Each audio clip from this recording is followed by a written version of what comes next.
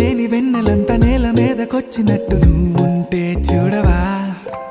మంచువాన నన్ను ముంచెనంట, వాన విల్లు మీద ఇల్లు కట్టినెవ్వరంట.